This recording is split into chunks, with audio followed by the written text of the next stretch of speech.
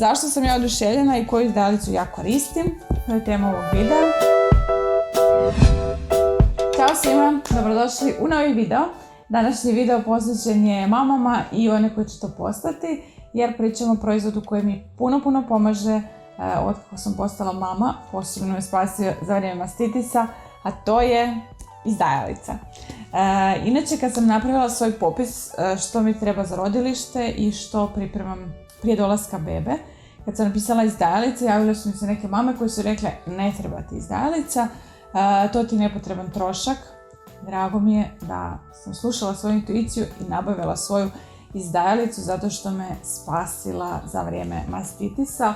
Doslovno, jer izdajanje je tada jako bitno. Inače, u startu odmah da kažem da moja beba ima 7 mjesec dana i isključivo je dojim na prsa, znači ne izdajem mlijeko i ne dajem na flašicu, to planiram možda raditi kasnije, kada ću recimo morat negdje otići pa da Karlo može na flašicu dati bebi mlijeko, do tada dokle ne moram, radim tako da bebu dojim isključivo.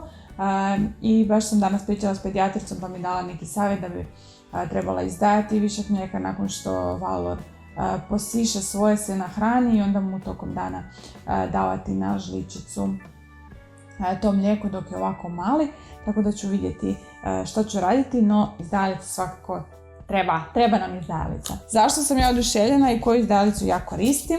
To je tema ovog videa. Ja koristim od Aventa ovu električnu izdajalicu, ovu Reku, koja ima predivan dizajn. Ja sam inače esteta, tako da mi se to osvojio mi dizajn.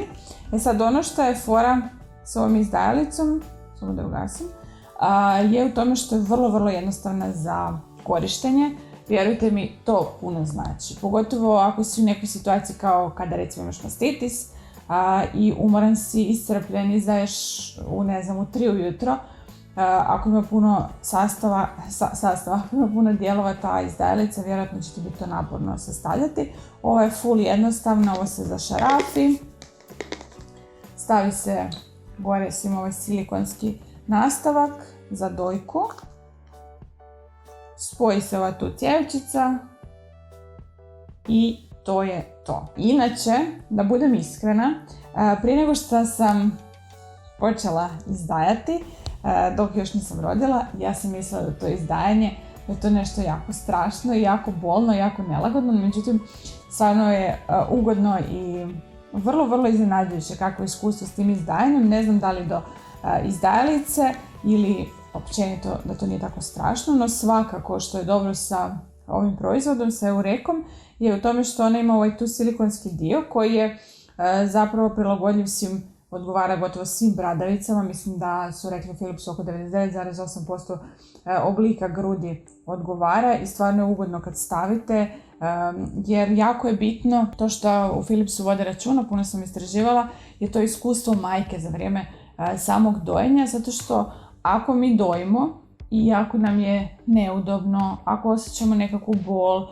ako je prisutan stres, smanjuje se lučenje oksitocina. Oksitocin je hormon koji je bitan jer on kad se aktivira, on potiče lučenje mlijeka. I zato su u Philipsu vodili jako puno računa o tome da taj proizvod bude što ugodniji i stvarno svaka čast jer je jako ugodno iskustvo.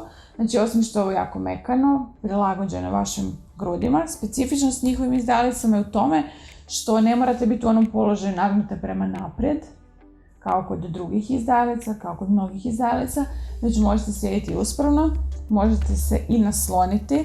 Ja sam ovako lijepo naslonjena izdajala, stvarno onako tijelo ti se opušta, jer ako moraš cijelo vrijeme biti u ovoj poziciji, napinješ se i to smanjuje oksitocin i automatski se smanjuje količina mlijeka koju mi proizvodimo. Ono što je isto zanimljivo je da je jako tiha, znači ima taj neki tihi motor.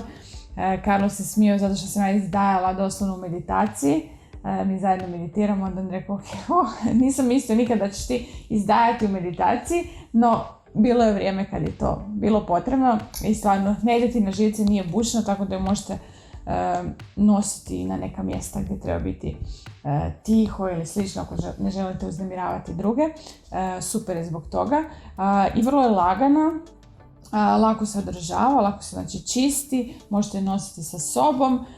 Ono što je isto meni bitno je da je BPA free, znači pazili su i na to kod stvaranja ovog proizvoda i ima 8+16 načina rada. Ja sam se pitala prije nego što sam krenula koristiti, ok, što će tih toliko programa?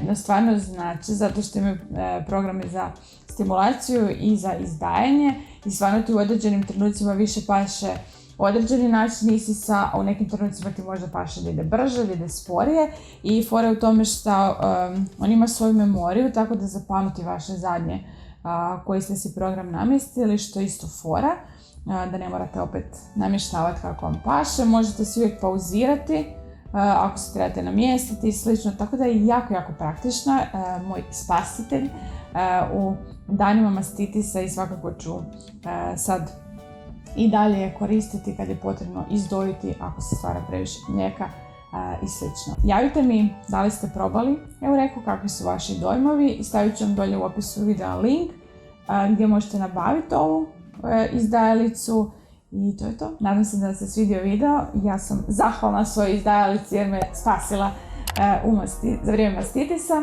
i vidimo se u idućem videu. Ćao, čao!